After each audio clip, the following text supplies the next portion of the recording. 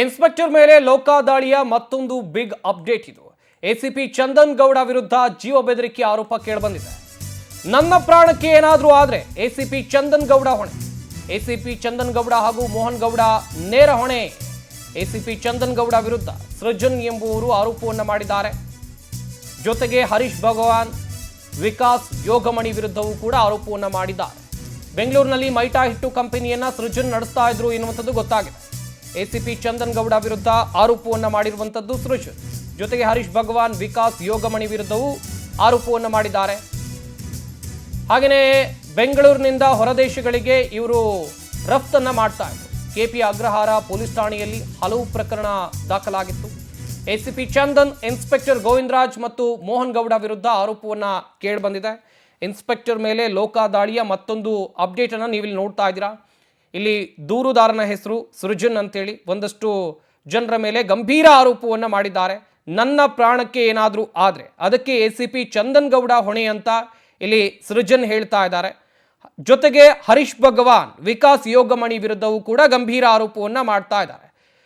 ಹಾಗೆಯೇ ಸೃಜನ್ ಬೆಂಗಳೂರಿನಲ್ಲಿ ಮೈಟಾ ಹಿಟ್ಟು ಕಂಪನಿಯನ್ನ ನಡೆಸ್ತಾ ಇದ್ದಾರೆ. ಕಂಪನಿಗೂ ನನ್ನ ಪೋಷಕರಿಗೂ ಯಾವುದೇ ಸಂಬಂಧ ಇಲ್ಲ, ಆದರೂ ಬಂಧಿಸ್ತಾರೆ. ಎಫ್ಐಆರ್ ಮಾಡಿ ಒಂದೆರಡು ಗಂಟೆಯಲ್ಲಿ ಬೇಡಿ ಹಾಕಿ ಅರೆಸ್ಟ್ ಮಾಡ್ತಾರೆ. ಬಂಧನ ಮಾಡಿ ಫೋನ್ ಕಿತ್ಕೊಂಡು ಹಣಕ್ಕಾಗಿ ಬೇಡಿಕೆಯನ್ನು ಕೂಡ ಇಡ್ತಾರೆ.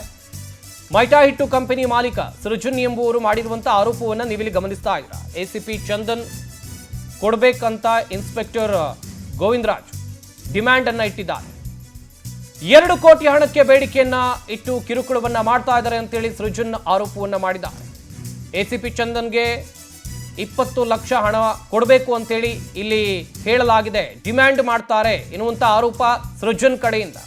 ನಾವು ಭಯಪಟ್ಟು ಕಂತಿನಲ್ಲಿ 25 ಲಕ್ಷ ಹಣವನ್ನು ಕೊಟ್ಟಿದ್ದೀವಿ, ಈ ರೀತಿಯಾಗಿ ಸೃಜನ್ ಆರೋಪವನ್ನ ಮಾಡಿದ್ದಾರೆ.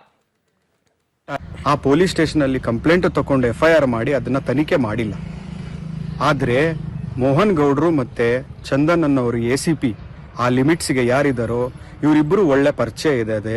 ಅವರಿಬ್ಬರು ಸೇರಿಕೊಂಡು ನಮ್ಮ ಮೇಲೆ ಕೌಂಟರ್ ಎಫ್ಐಆರ್ ಮಾಡ್ತಾರೆ. ಆ ಕೌಂಟರ್ ಎಫ್ಐಆರ್ ಅಲ್ಲಿ ದಿನ ನನ್ನನ್ನು ಕರೆದು ನನಗೆ ಹಿಂಸೆ ಕೊಟ್ಟು ಕ್ವಶನ್ಸ್ನ ಕೇಳಿ ಇಂಟರೋಗೇಷನ್ ಮಾಡಿ ನಮ್ಮ 2 ಅವರ್ 3 ಅವರ್ ಸ್ಟೇಷನಲ್ಲಿ ಕೂಡಿಸಿ ನಮಗೆ ಮಾಡ್ತಾರೆ. ಆದರೆ ನಾವು ಹಾಕಿರೋ ಎಫ್ಐಆರ್ ಮೇಲೆ ತನಿಖೆ ಮಾಡಲೇ ಇಲ್ಲ. ಅದನ್ನು ಕ್ಲೋಸ್ ಮಾಡಿಸಿಕ್ಕೆ ಪ್ರಯತ್ನ ಪಡ್ತಿದ್ದಾರೆ ನಾವು ಹಾಕಿರೋ ಎಫ್ಐಆರ್ ಮೇಲೆ. ಈಗ ನಮ್ಮ ಒಂದು ಬಿಸ್ನೆಸ್ ಟ್ರಾನ್ಸಾಕ್ಷನಲ್ಲಿ ನಮ್ಮ ರಿಲೇಟಿವ್ಸ್ ಕೂಡ ಇನ್ವಾಲ್ವ್ ಆಗಿದ್ದಾರೆ. ಈ ರಿಲೇಟಿವ್ಸ್ ಇನ್ವಾಲ್ವ್ ಆಗಿರೋರು ಎಸಿಪಿ ಚಂದನ್ ಅವರು ಏನು ಮಾಡ್ತಾರಂದ್ರೆ ಮೋಹನ್ ಗೌಡ ಮತ್ತೆ ವಿಕಾಸ್ ಚೌಧರಿ, ಹರೀಶ್ ಭಗವಾನ್, ಯೋಗಮಣಿ ಅಂತ ಇತರರೆಲ್ಲ ಸೇರಿಕೊಂಡು ನಮಗೆ ಪರ್ಸನಲ್ ಟಾರ್ಗೆಟ್ ಮಾಡಿ ಬಡ್ಸ್ ಕೇಸ್ ಅನ್ನೋದು ಒಂದು ಆ್ಯಕ್ಟನ್ನ ತಂದು ನಮ್ಮ ಮೇಲೆ ಇಂಪೋಸ್ ಮಾಡ್ತಾರೆ. ಅದಕ್ಕೆ ಬೇಸಸ್ ಇಲ್ಲ, ಇಂಟಿಮೇಷನ್ ಇಲ್ಲ, ಇನ್ವೆಸ್ಟಿಗೇಷನ್ ಇಲ್ಲ. ರಾತ್ರಿ ಎಫ್ಐಆರ್ ಮಾಡ್ತಾರೆ, ಬೆಳಿಗ್ಗೆ ಬಂದು ಅರೆಸ್ಟ್ ಮಾಡ್ತಾರೆ. ನಮಗೆ ಅರೆಸ್ಟ್ ಮಾಡೋದಾಗ ಎಫ್ಐಆರ್ ಕಾಪಿನೂ ತೋರಿಸಲ್ಲ, ಎತ್ತಕ್ಕೆ ಅರೆಸ್ಟ್ ಮಾಡ್ತಾ ಇದ್ದಾರೆ ಅಂತಲೂ ಹೇಳಲ್ಲ. ಇದು ಎಲ್ಲ ಪ್ರೊಸೀಜರಲ್ ಲ್ಯಾಪ್ಸ್ ಮಾಡಿ ನಮ್ಮನ್ನ ಕರ್ಕೊಂಡು ಹೋಗಿ ಅರೆಸ್ಟ್ ಮಾಡೋದೇ ಅವ್ರದ್ದು ಒಂದು ಅಜೆಂಡಾ ಆಗೋಗಿದೆ. ಆ ಪೊಲೀಸ್ ಸ್ಟೇಷನಲ್ಲಿ ಕಂಪ್ಲೇಂಟ್ ತಗೊಂಡು ಎಫ್ಐಆರ್ ಮಾಡಿ ಅದನ್ನ ತನಿಖೆ ಮಾಡಿಲ್ಲ. ಆದರೆ ಮೋಹನ್ ಗೌಡ್ರು ಮತ್ತೆ ಚಂದನ್ ಅನ್ನೋರು ಎಸಿಪಿ ಆ ಲಿಮಿಟ್ಸ್ಗೆ ಯಾರಿದ್ದಾರೋ ಇವರಿಬ್ಬರು ಒಳ್ಳೆ ಪರಿಚಯ ಇದೆ.